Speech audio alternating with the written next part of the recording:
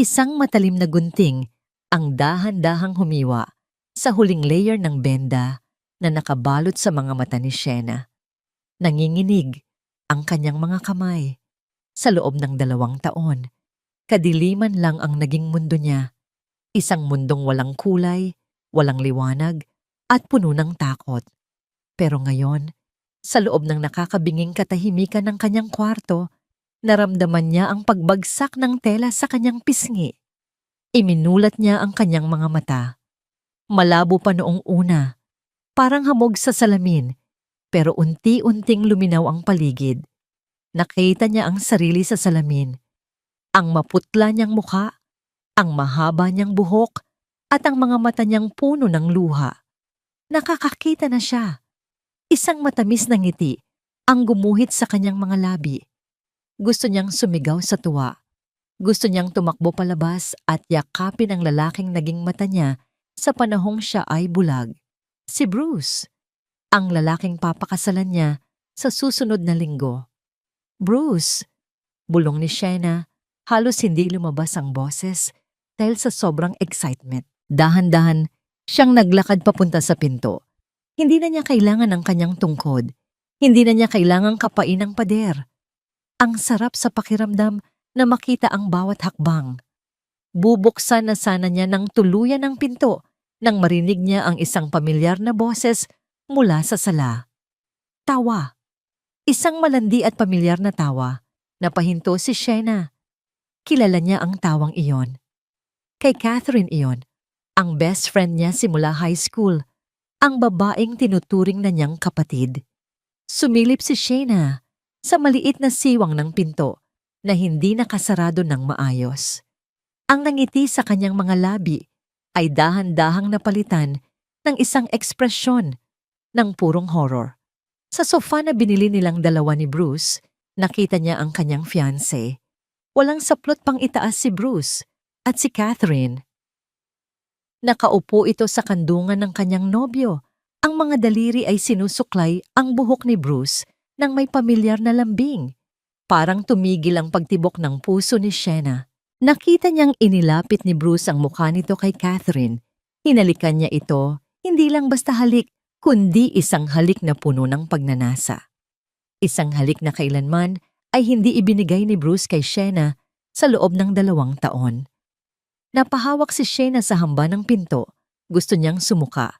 Ang sikmura niya ay parang pinipiga. Ang lalaking pinagkatiwalaan niya ng kanyang buhay at ang kaibigang naging sandalan niya. Niloloko siya sa sarili niyang pamamahay. Babe, dahan-dahan lang. Humahagik-gik na, sabi ni Catherine habang itinutulak ng bahagya si Bruce. Baka magising ang prinsesa sa kwarto.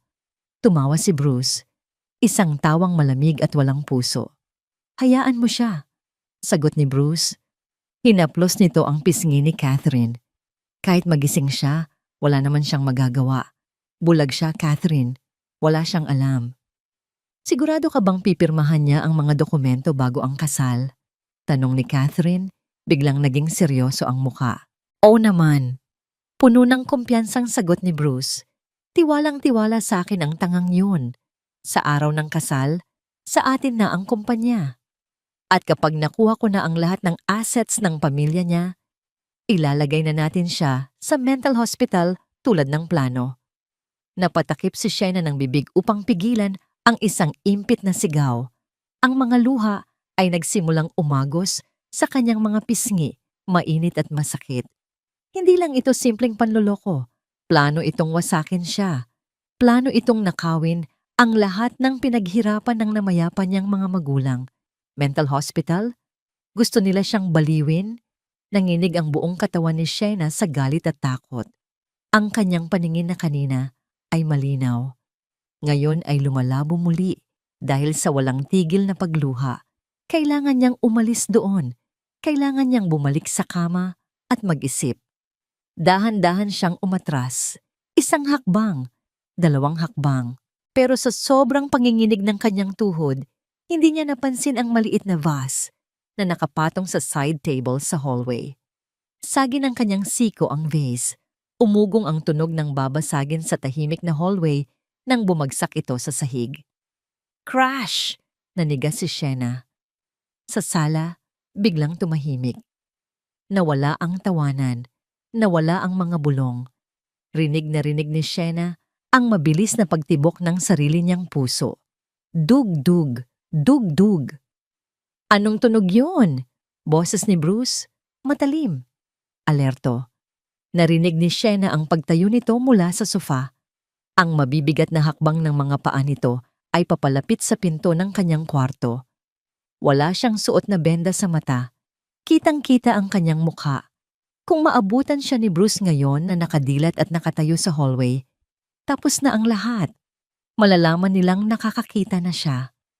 At base sa narinig niya, baka hindi lang ospital ang antayin niya, kundi kamatayan. Shena? Tawag ni Bruce. Nasa tapat na ng pinto si Bruce. Humawak na ito sa doorknob para siyang kidlat na kumilos. Sa loob ng kakarampot na segundong bago bumukas ang pinto, humagibis si Shena pabalik sa kanyang kama. Dinampot niya ang mahabang benda na nakalatag sa unan. Nanginginig ang kanyang mga kamay habang mabilis na inikot ito sa kanyang ulo. Hindi na baling magulo, hindi na baling hindi pulido, basta matakpan lang ang kanyang mga mata. Bumukas ang pinto. Agad na nagpatihulog si Shena sa sahig sa tabi ng kama. Napasinghap siya, kunwaring nasasaktan. Aray! Sigaw niya, sabay hawak sa kanyang tuhod. Pumasok si Bruce. Ramdam ni Shena ang mabigat na presensya nito sa kwarto.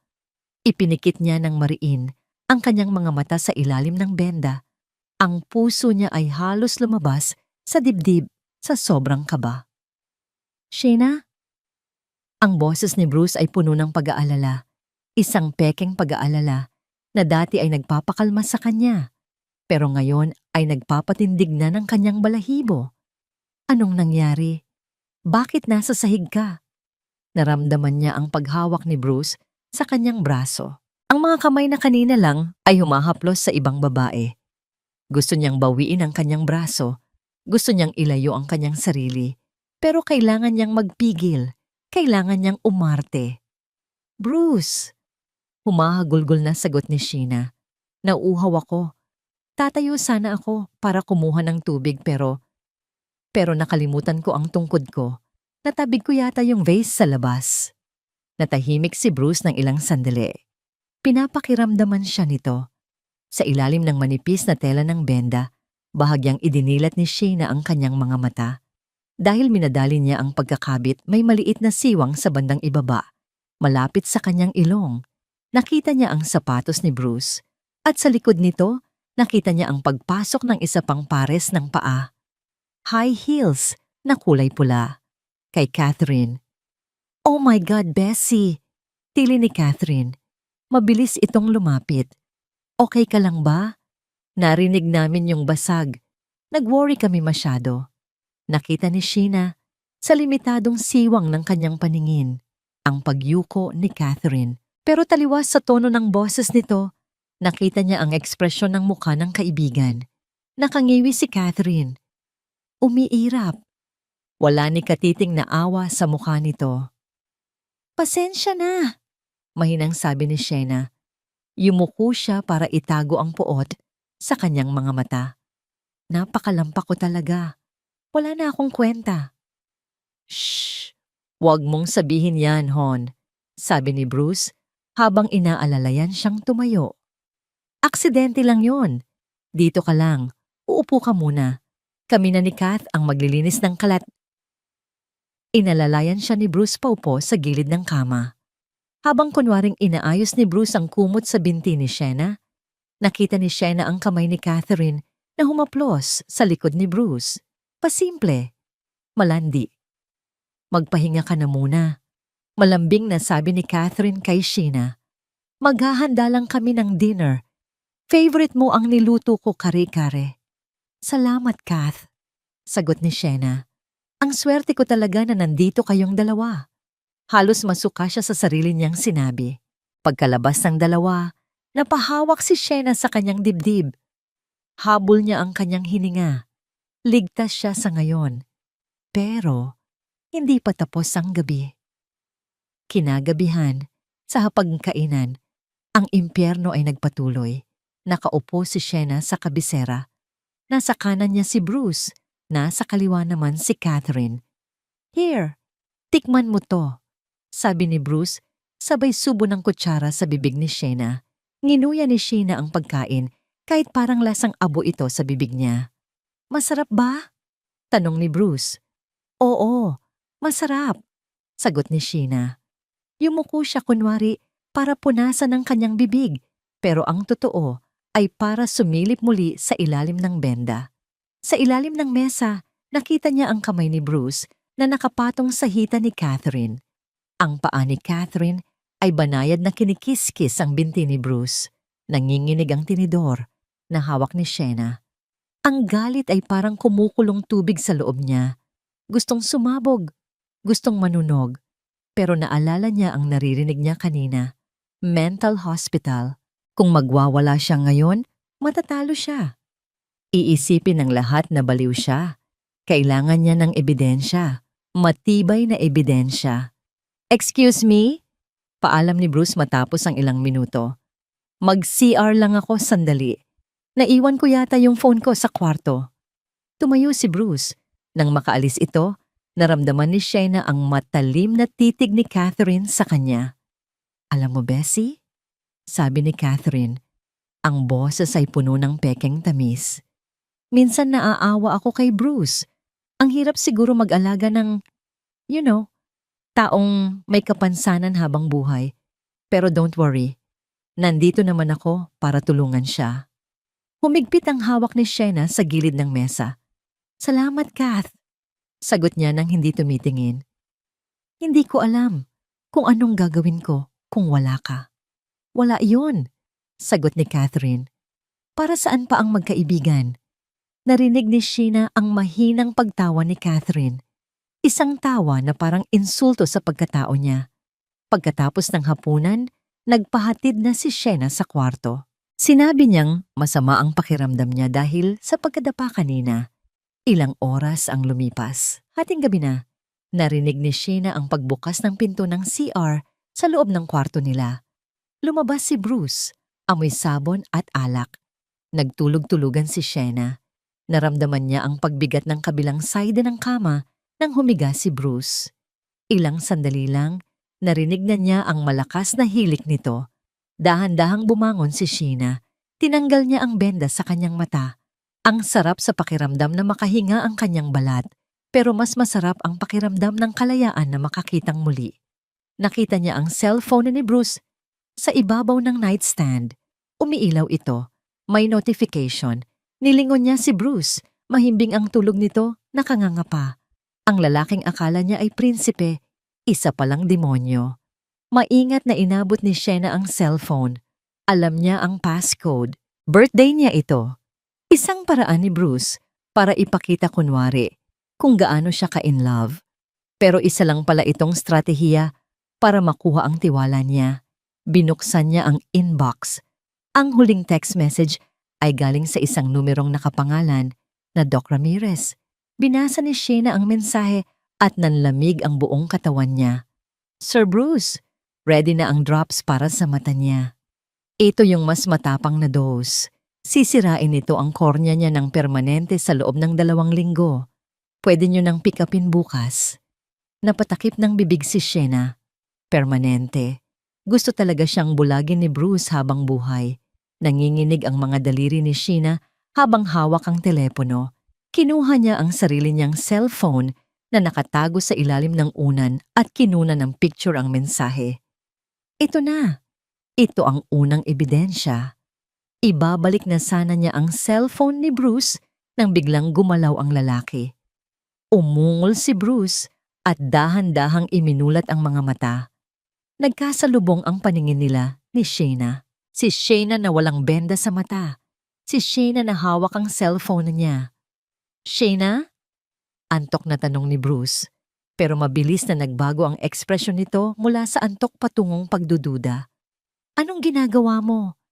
Halos tumalon ang puso ni Sienna palabas ng kanyang dibdib. Sa sobrang gulat, nabitawan niya ang cellphone ni Bruce. Blag! Bumagsak ito sa sahig. Mabilis na nag-isip si Shena. Kailangan niyang maging bulag sa sandaling ito. Kailangan niyang magmukhang walang alam. Nanatili siyang nakadilat pero tinawag niya ang kanyang dead eyes. Ang blangkong titig na pinraktis niya sa salamin nitong mga nakaraang araw. Tinitigan niya si Bruce pero tumingin siya lagpas dito. Parang walang nakikita kundi kadiliman. Bruce? Tawag niya. Ang boses ay nanginginig sa takot. Gising ka na pala. Sorry. Sorry na bitawan ko. Bumangon si Bruce, bakas sa mukha ang pagdududa. Pinulot nito ang cellphone at tinitigan si Shena ng masama. Bakit hawak mo ang phone ko, Shena? At bakit wala kang piring? Tanong nito, matigas at malamig. Ang kati kasi. Sagot ni Shena sabay kamot sa gilid ng kanyang mata. Ang init ng tela. Hindi ako makahinga. Tinanggal ko muna saglit. Yung phone? Usisa pa ni Bruce. Hindi ito kumbinsido.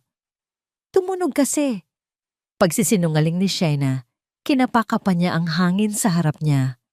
Aabutin ko sana para ibigay sa'yo. Baka importante. Pero hindi ko matansya kung nasaan yung mesa. Sorry Bruce, sorry talaga. Huminga ng malalim si Bruce. Nakita ni Shena, gamit ang kanyang peripheral vision, na dahan-dahang itinaas ni Bruce ang kamay nito.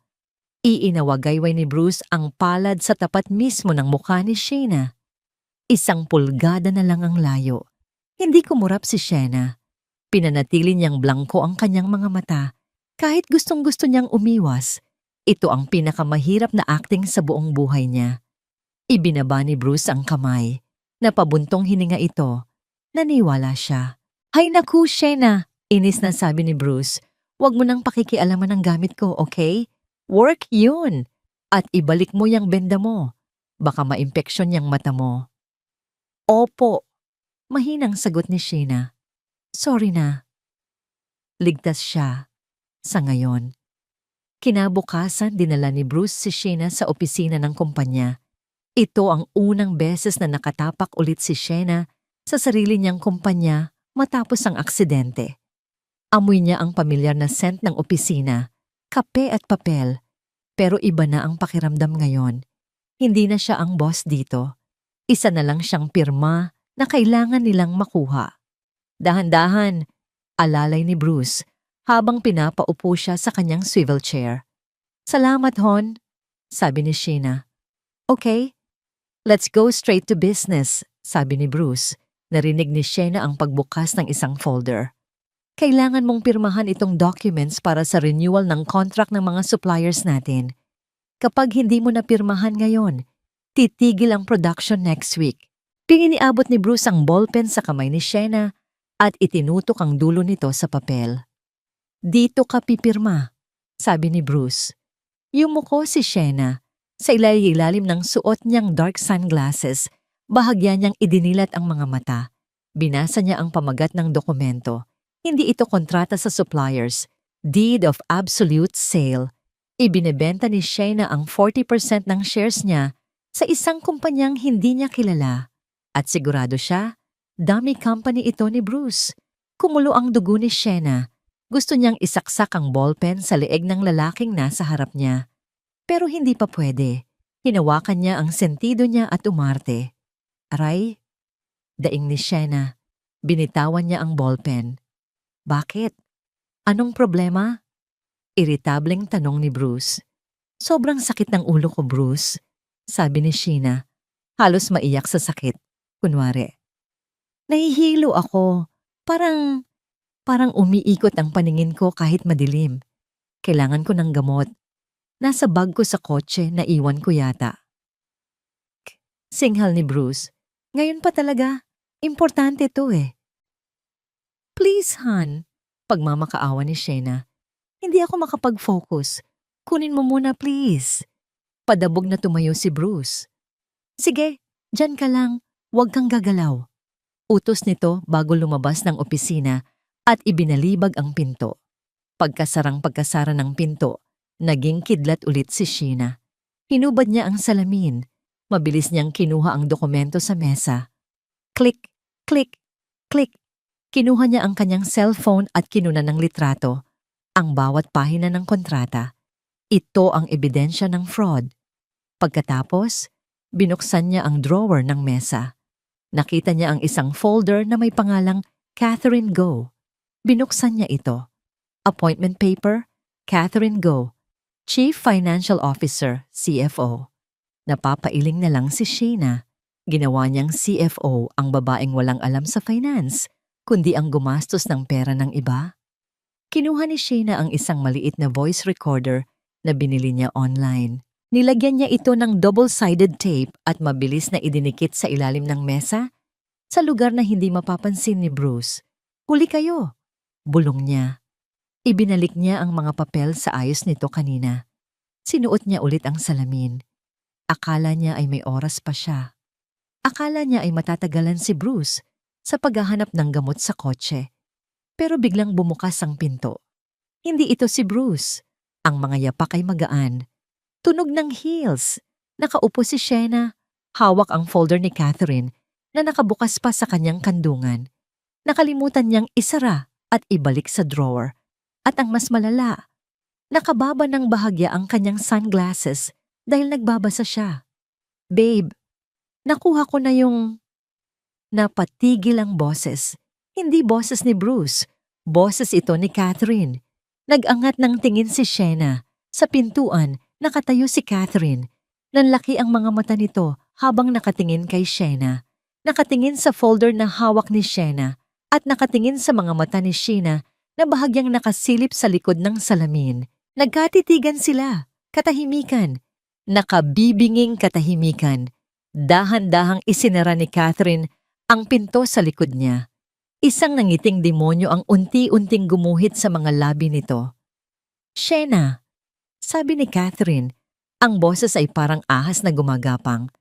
"Bakit hawak mo ang employment file ko?" Huminga ng malalim si Sheena. Wala nang atrasan to. Mabilis na ibinaba ni Sheena ang kanyang tingin. Ibinalik niya ang blangkong ekspresyon sa kanyang mukha habang ang puso niya ay halos sumabog sa kaba. "Catherine?" tanong ni Sheena. Kunwari ay gulat na gulat. Kinapaka pa niya ang hangin sa harap niya. "Ikaw ba yan? Nasaan si Bruce?" Hindi agad sumagot si Catherine. Narinig ni Sheena ang papalapit na takong ng sapatos nito. Click, click, click. Tumigil ito sa harap mismo ng mesa. "Huwag mong ibahin ang usapan, Sheena," mataray na sabi ni Catherine. "Bakit hawak mo ang folder ko?" Pinanatili ni Sheena ang panginginig ng kanyang mga kamay. "Folder mo?" Inosenteng tanong ni Sheena. "Ito ba yung pinapapirmahan ni Bruce? Sabi niya kasi kanina, pipirmahan ko daw ang renewal ng suppliers. Iniwan niya ito sa kandungan ko bago siya lumabas para kumuha ng gamot. Hinihintay ko lang siyang bumalik." Katahimikan. Inamoy ni Sheena ang pabango ni Catherine. Amoy ng mamahaling bulaklak na may halong masangsang na intensyon. Biglang hinablot ni Catherine ang folder mula sa kamay ni Sheena. "Ah, ganun ba?" sabi ni Catherine, pero may halong pagdududa pa rin sa boses nito. "Tanga talaga yung fiancé mo. Maling folder ang naibigay sa'yo. Confidential file ko to." "Sorry," mahinang sabi ni Sheena. "Wala naman akong nakikita eh. Malay ko ba kung anong papel yan?" Bago pa makasagot si Catherine, bumukas ang pinto. Hinihingal si Bruce. "Nakuha ko na ang gamot," sigaw ni Bruce. Natigilan siya nang makita si Catherine. "Oh, Kath? Nandito ka na pala." "Oo," sagot ni Catherine habang nakatingin ng makahulugan kay Bruce. "Muntik na ngang mapirmahan ni Sheena ang promotion papers ko. Buti na lang dumating ako." Naramdaman ni Sheena ang tensyon sa pagitan ng dalawa. Alam niyang nagpaparinig si Catherine na muntik na silang mabuko. "Ay, sorry babe," palusot ni Bruce. "Nagmamadali kasi ako kanina. Sheena, inumin mo na to para makaalis na tayo. May surprise party pa naman si Kath para sa'yo mamaya." Napilitang ngumiti si Sheena. "Surprise party?" "Oo naman, Bessie." Biglang nagbago ang tono ni Catherine. Mula sa pagiging mataray, naging sweet ito ulit. Despedida de soltera mo ngayon. Last night of being single. Kailangan bongga. Kinagabihan, dinala nila si Shena sa isang exclusive bar. Maingay, mausok at puno ng mga kaibigan ni Catherine na hindi naman talaga gusto si Shena. Pinaupo nila siya sa isang sofa sa gitna, parang siyang display sa museo. Here, suotin mo to, sabi ni Catherine sabay abot ng isang damit.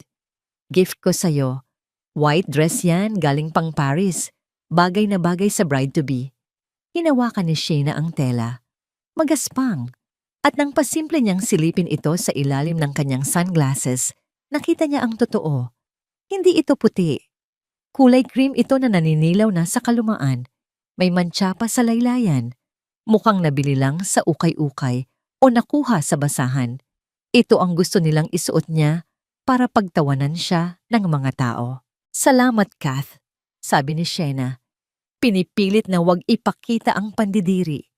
Ang lambot ng tela, siguradong mahal ito. Nagtawanan ang mga kaibigan ni Catherine sa paligid. Rinig ni Shena ang mga bulungan. Grabe, naniwala ang bulag. Bagay sa kanya, mukha siyang basahan. Sinuot ni Shena ang damit. Nagmukha siyang kawawa sa gitna ng mga nakaayos na bisita. Pero taas noo siyang umupo. Cheers para sa bride! Sigaw ni Catherine sabay abot ng isang baso ng red wine kay Sheena. Kinuha ni Sheena ang baso. Nakita niyang nakangisi si Catherine sa tabi niya. Suot ang isang kumikinang na silver gown. Ito na ang pagkakataon. Cheers! Sabi ni Sheena. Kunwari ay itataas niya ang baso para makipag-toast. Pero nawalan siya ng balanse. Hinayaan niyang tumagilid ang baso. Splash! Bumuhos ang pulang alak diretso sa dibdib at tiyan ng silver gown ni Catherine. OMG! Tili ni Catherine. Napasinghap ang lahat. Ay, sorry. Sorry talaga. Sigaw ni Sheena. Kunwari ay natataranta. Hindi ko natansya. Akala ko nandun yung baso mo. Tanga ka ba? Sigaw ni Catherine. Nakalimutan nito ang pagpapanggap. Ang mahal ng gown ko. Sinira mo. Hon, huminahon ka.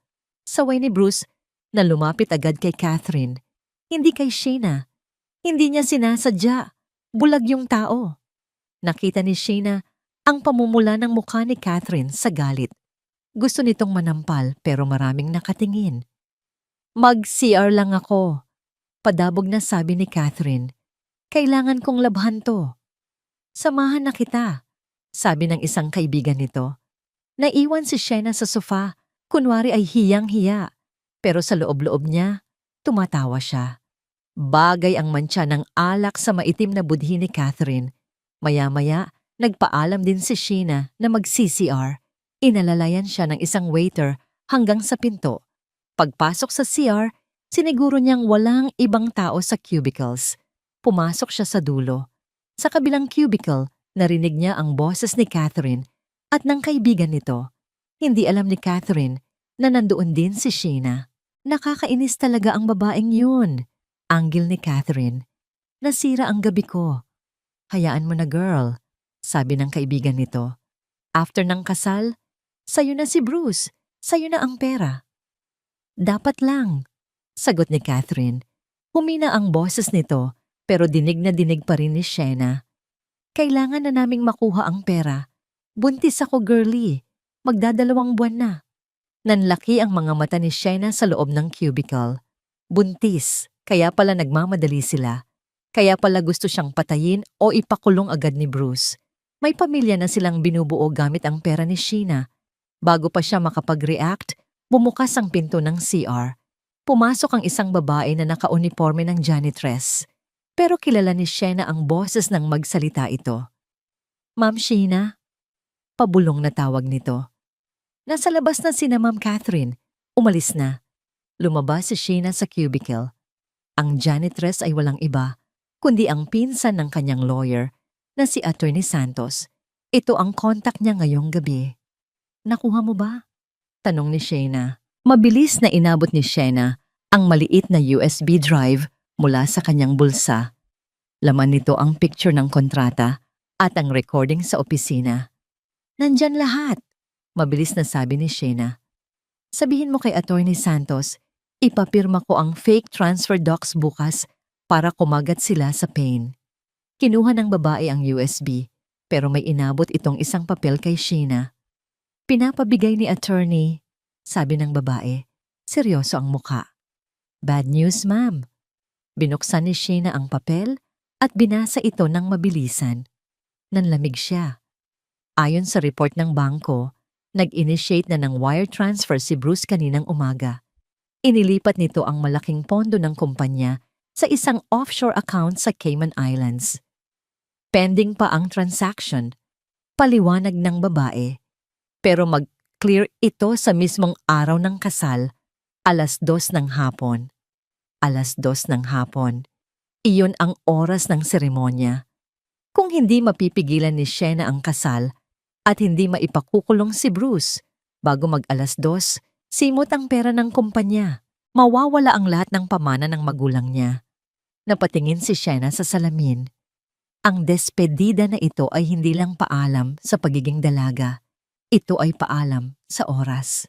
Sabihin mo kay attorney. Matigas na utos ni Shayna, ang kanyang mga mata ay nag-aapoy sa desisyon.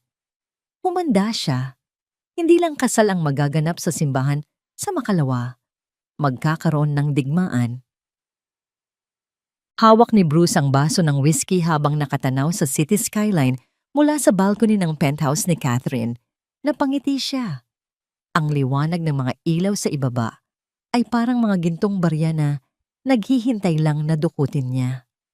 Isang tulog na lang, babe, bulong niya sa sarili. Isang tulog na lang, akin na ang lahat. Naramdaman niya ang pagyakap ng mga braso ni Catherine mula sa likuran. Ipinatong nito ang baba sa kanyang balikat. Iniisip mo pa rin ba siya? Tanong ni Catherine. Humarap si Bruce at tinignan ang kanyang tunay na mahal. Kahit nakasimangot si Catherine dahil sa mantsa ng wine sa gown nito kanina, para kay Bruce, ito ang pinakamagandang babae sa mundo. Hindi tulad ni Shayna na masyadong mabait, masyadong boring, at ngayon, masyadong baldado. Iniisip ko lang kung gaano ako kaswerte. Sagot ni Bruce, sabay halik sa noo ni Catherine. Bukas, pagkatapos ng kasal, lilipat na agad tayo ng pangalan sa mga bank accounts. By 2 p.m., clear na ang wire transfer. Tayo na ang may-ari ng kumpanya. Tumawa si Catherine, pero may halong kaba. Sigurado ka bang hindi siya magdududa? Nakita mo ba siya kanina sa party? Ang lampa. Tinapunan pa ako ng alak. Aksidente lang yon, kampanteng sagot ni Bruce. Nakita mo naman kung paano siya kumilos.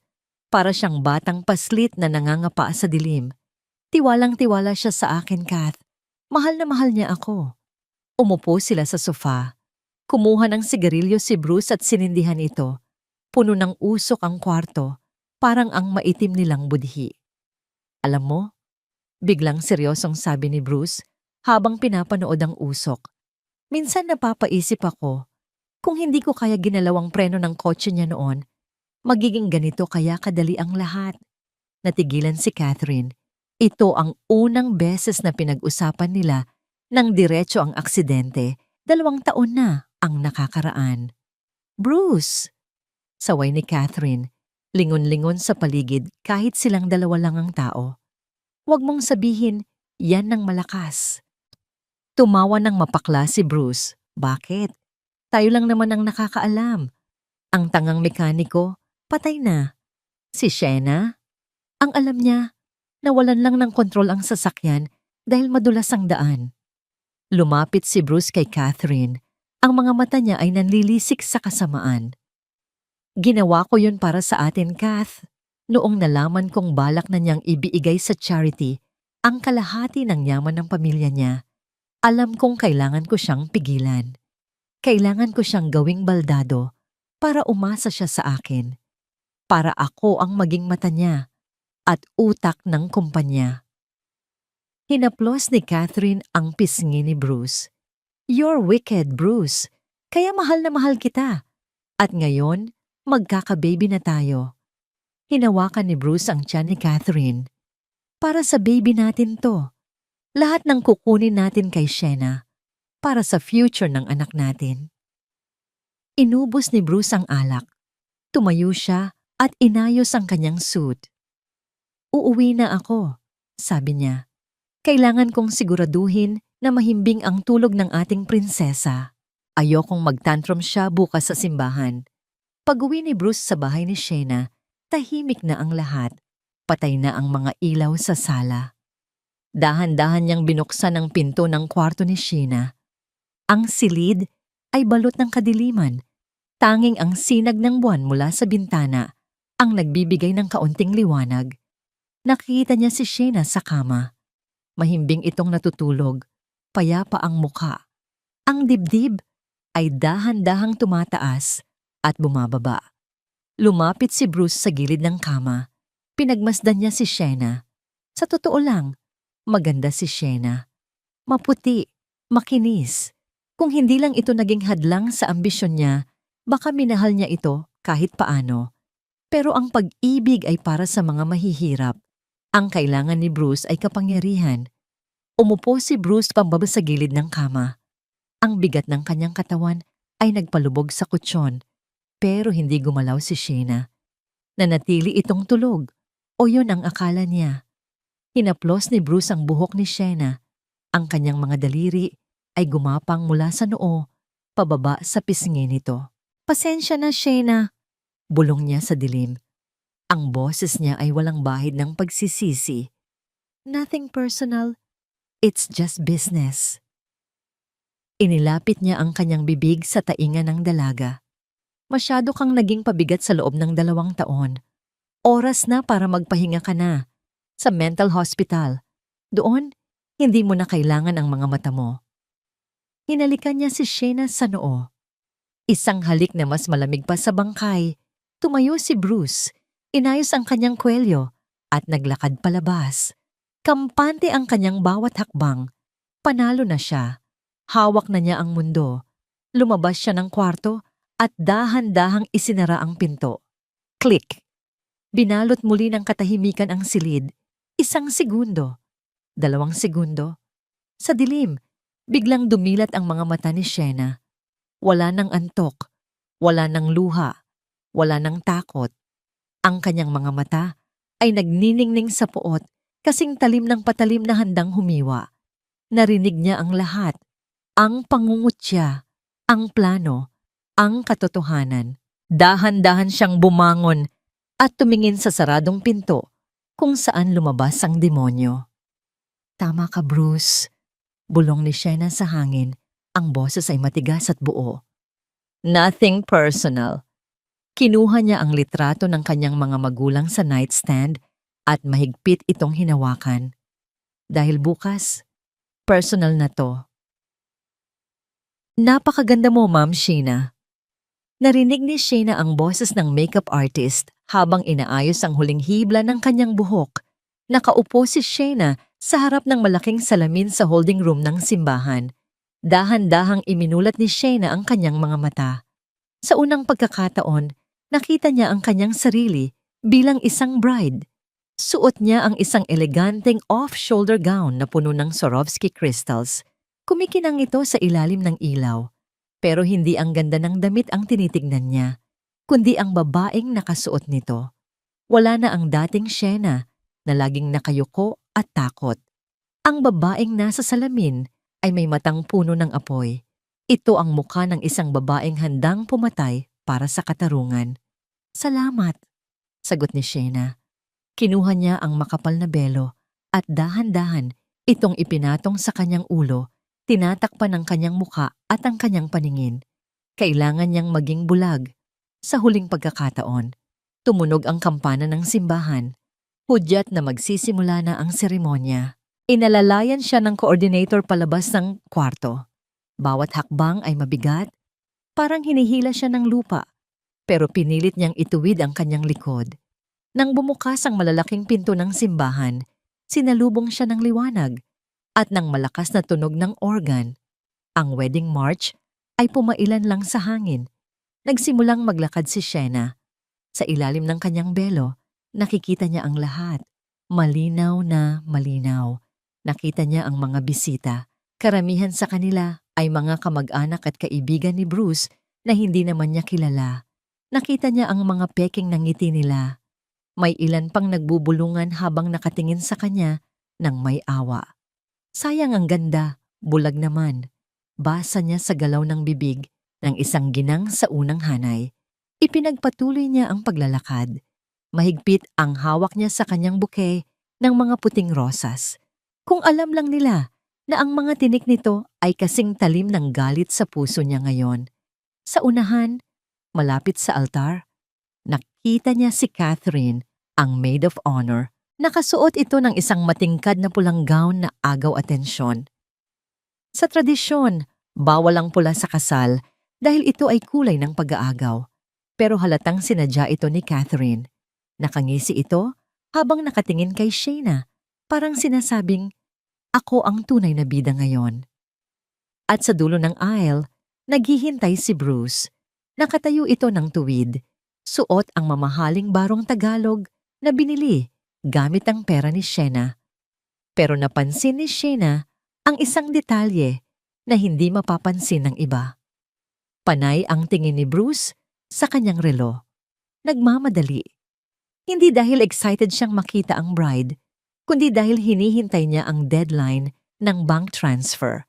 2:00 ng hapon. Nang makarating si Shayna sa altar, iniabot ng coordinator ang kamay niya kay Bruce. Hinawakan ni Bruce ang kamay niya. Malamig. Malagkit. "You look beautiful, Shayna," bulong ni Bruce. Sa ilalim ng belo, gusto ni Shayna na duraan ang mukha nito. Pero sa halip, ngumiti siya ng mapait. "Salamat, Bruce," sagot niya. "Sana nakikita kita ngayon." "Huwag kang mag-alala," sagot ni Bruce, at may himig ng panloloko sa boses nito. "Ako na ang magiging mata mo habang buhay." Humarap sila sa pari. Nagsimula ang misa. Ang bawat salita ng pari tungkol sa pag-ibig, katapatan at pagsasama ay parang insulto sa pandinig ni Shayna. Nararamdaman niya ang pagkainip ni Bruce sa tabi niya. Ilang beses niyang naramdaman ang paggalaw ng paa nito, senyales na gusto na nitong matapos ang lahat. At dumating na ang sandaling hinihintay ng lahat. Tumahimik ang buong simbahan. Tanging ang boses ng pari ang maririnig na umaaling-awngaw sa matataas na pader ng katedral.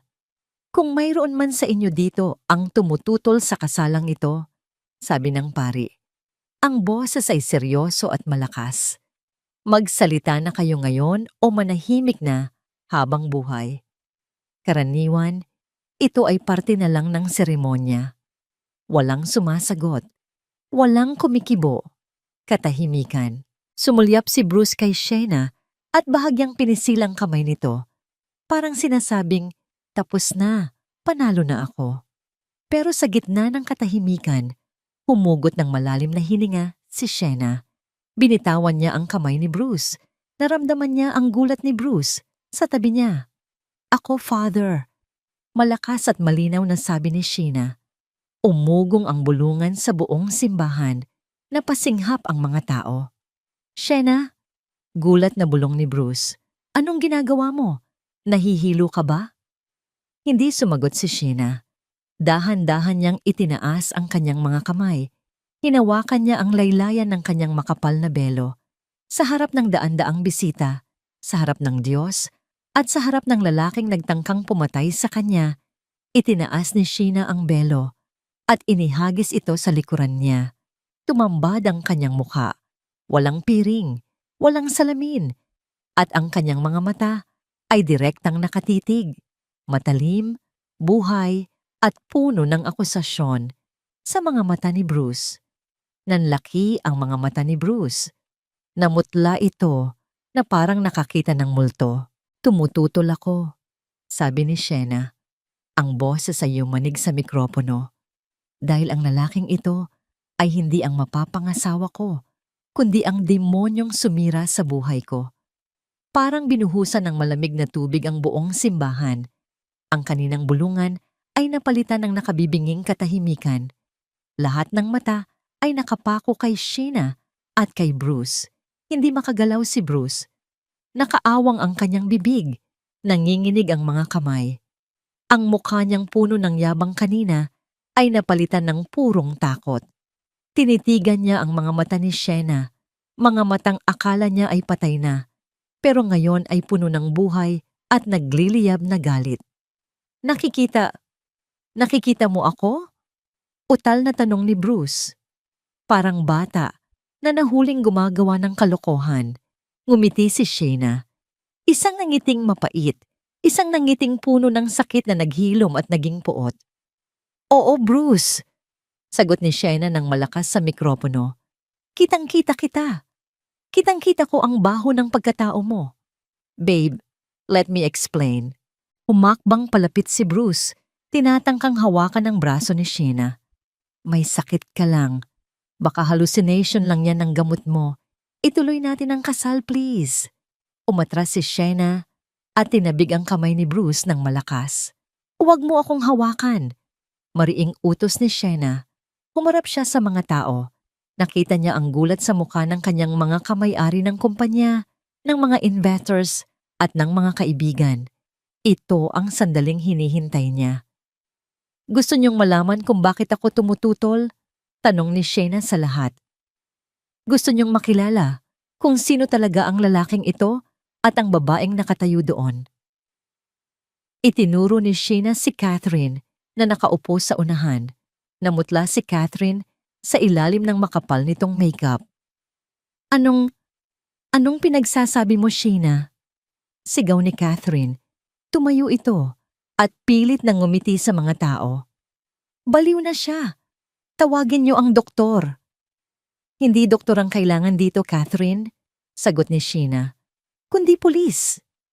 Senyas ni Shena sa tech booth sa likod ng simbahan. Biglang namatay ang mga ilaw sa loob ng katedral.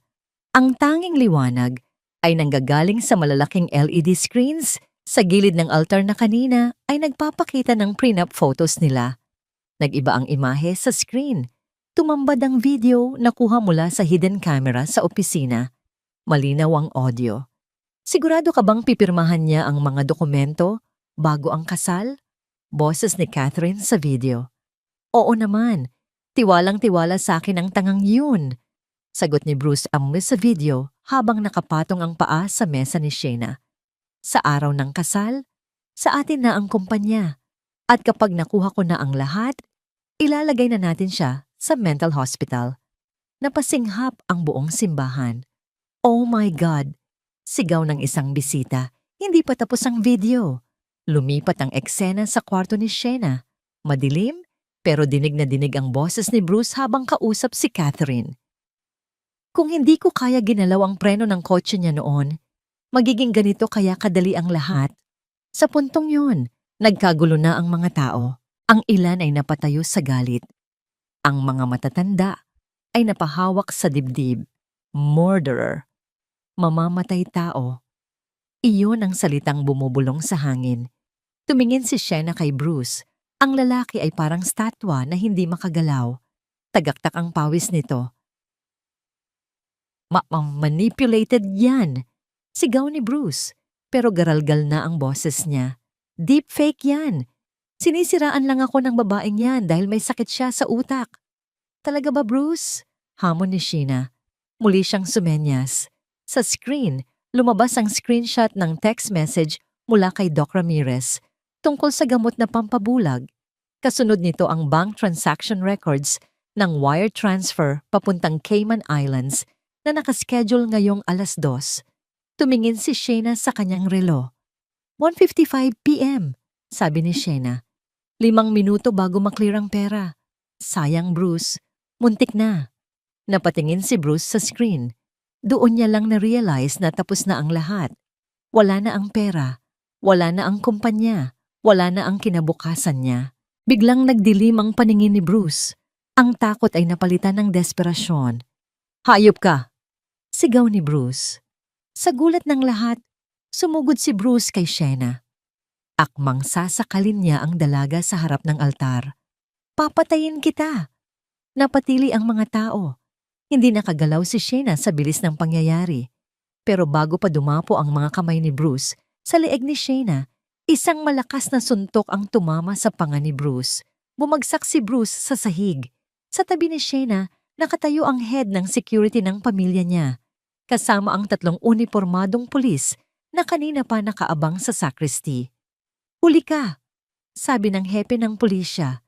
Agad na pinusasan si Bruce habang nakadapa ito sa sahig, dumudugo ang labi.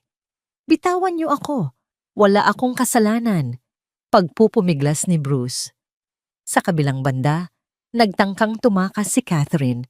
Hinila nito ang laylayan ng kanyang pulang gown at tumakbo papunta sa side entrance.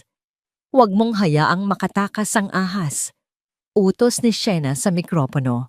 Hinarang ng mga pulis si Catherine bago pa ito makalabas ng pinto. Nag-iiyak ito at nag-hysterical. "Wala akong alam dyan. Si Bruce ang may pakana ng lahat. Buntis ako. Maawa kayo sa akin," sigaw ni Catherine habang pinupusasan. Lumapit si Shayna kay Bruce na ngayon ay nakaluhod na at hawak ng 2 pulis. Yumuko si Shayna para magpantay ang mga mukha nila.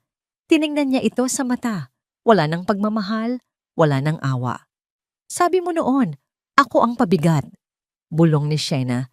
Sapat lang para marinig ni Bruce. "Pero ngayon, ikaw ang dadalhin sa kulungan at sisiguraduhin kong mabubulok ka doon hanggang sa mamatay ka." Dinuraraan siya ni Bruce sa mukha. "Magbabayad ka, Shayna. Babalikan kita." Pinunasan lang ni Shayna ang pisngi niya ng dahan-dahan. Tila ba dumilang ito ng insekto. "Good luck," sagot ni Shayna. "Pero sa tingin ko, hindi ka na makakalabas." Senyas ng hepe, kinaladkad na ng mga pulis si Bruce at Catherine palabas ng simbahan. Ang kanilang mga sigaw ay unti-unting nawala sa ingay ng sirena ng mga patrol cars sa labas. Naiwan si Shayna sa gitna ng altar. Mag-isa, pero nakatayo ng tuwid. Ang mga bisita ay tahimik na nakatingin sa kanya. Hinihintay kung anong gagawin niya. Iiyak ba siya? Magwawala? Huminga ng malalim si Shayna. Inalis niya ang engagement ring sa kanyang daliri. Ang singsing na simbolo ng 2 taong panloloko. Inihagis niya ito sa sahig kung saan kanina nakadapa si Bruce. Humarap siya sa mga tao, inayos ang kanyang buhok, at nagsalita sa mikropono sa huling pagkakataon. "Pasensya na sa abala," sabi ni Shayna. Ang boses ay kalmado at puno ng dignidad. "Cancelled ang kasal, pero tuloy ang party. Ipagdiwang natin ang kalayaan ko." 1 buwan ang lumipas, tahimik sa loob ng executive office sa pinakamataas na palapag ng building. Tanging ang tunog ng aircon at ang mabilis na pagtipa ng daliri sa keyboard ang maririnig. Nakaupo si Shayna sa kanyang swivel chair. Wala na ang itim na salamin, wala na ang tungkod. Suot niya ang isang power suit na kulay asul, ang kulay ng kapayapaan at awtoridad. Bumukas ang pinto at pumasok si Attorney Santos. Bitbit ang makapal na folder. "Good morning, Ma'am Shayna," bati ng abogado. "Nandito na po ang final report galing sa piskalya." Tumigil si Shayna sa pagtatype. Tumingin siya sa abogado at ngumiti ng tipid. "Anong balita, attorney?" tanong niya. Umupo si Attorney Santos sa tapat niya. "Denied po ang petition for bail ni Bruce at Catherine," panimula ng abogado. "Masyadong matibay ang ebidensya, ang video recording, ang bank transaction, at ang testimony ng doktor na kumanta na rin para mapababa ang sentensya niya. Walang kawala ang dalawa." Napahinga ng maluwag si Shayna. Sumandal siya sa kanyang upuan. Sa wakas, "Kumusta sila sa loob?" tanong ni Shayna. Hindi dahil nag-aalala siya, kundi dahil gusto niyang masigurado na nagbabayad sila. "Hindi maganda," sagot ni Attorney Santos. "Nabalitaan kong laging nag-aaway sina Bruce at Catherine sa detention center. Sinisisi nila ang isa't isa, at si Catherine mukhang nahihirapan sa pagbubuntis niya sa loob ng selda." Tumangulang si Shayna. May kaunting kirot pa rin sa puso niya para sa bata, dahil wala naman itong kasalanan. Pero alam niyang mas mabuti nang lumaki ito na malayo sa impluwensya ng kasakiman ng mga magulang nito. "Hayaan mo na sila," sabi ni Shayna. "Tapos na ako sa kanila. Ang importante, ligtas na ang kumpanya. Speaking of kumpanya, inabot ni Attorney Santos ang isang dokumento. Ito na po ang deed of donation na pinapahanda nyo. Kinuha ni Shayna ang ballpen. Ito ang dokumentong matagal nang pinag-aawayan nila ni Bruce. Ito ang rason kung bakit siya gustong patayin noon. Ang pagdodonate ng malaking porsyento ng kita ng kumpanya para sa foundation ng mga bulag at may kapansanan. Walang pagdadalawang isip na pinirmahan ni Shayna ang papel. Shayna Rodriguez Mercado. Ang pirma niya ay mabilis at puno ng kumpiyansa. Ipadala mo na yan agad, attorney. Utos ni Shayna. Gusto kong makatulong agad tayo sa mga nangangailangan. Ayokong maranasan nila ang dilim na naranasan ko. Masusunod po, ma'am. Sagot ng abogado. Tumayo ito at yumuko. Bilib po ako sa inyo. Hindi ko alam kung paano nyo nakayanan ang lahat ng isyon ng mag-isa. Tumingin si Shayna sa kawalan sandali. Hindi ako nag-iisa, attorney. Sagot niya. Nandyan ang mga magulang ko. At nandyan ang galit na naging lakas ko. Pero ngayon, pagod na akong magalit. Gusto ko na lang maging masaya. Pagkaalis ng abogado, tumayo si Shayna at lumapit sa malaking bintana. Mula sa itaas, kitang-kita niya ang buong lungsod. Ang mga sasakyan na parang langgam. Ang mga taong nagmamadali. Ang sikat ng araw ay tumatama sa kanyang mukha. Mainit. Totoo. Dati, akala niya, ang pagbalik ng paningin niya, ang pinakamalaking himala. Pero, mali pala siya. Ang tunay na himala ay ang pagkamulat ng kanyang isipan. Nakikita na niya ngayon kung sino ang totoo at kung sino ang hindi. Natutunan niyang ang tunay na bulag ay hindi ang mga walang paningin, kundi ang mga nagbubulag-bulagan sa katotohanan dahil sa pag-ibig. Pinunasan niya ang isang butil ng luha sa kanyang pisngi, luha ng tagumpay. Biglang tumunog ang kanyang cellphone sa ibabaw ng mesa. Ting! Bumalik si Shayna sa mesa at kinuha ang telepono. Isang mensahe mula sa isang unknown number. Binuksan niya ito. Congratulations, CEO Shayna. Nabalitaan ko ang nangyari. Bilib ako sa tapang mo. Looking forward to our meeting next week. I think marami tayong mapagkakasunduan sa negosyo at baka sa iba pa. Mr. L, napakunot ang noo ni Shayna pero napangiti rin siya. Mr. L?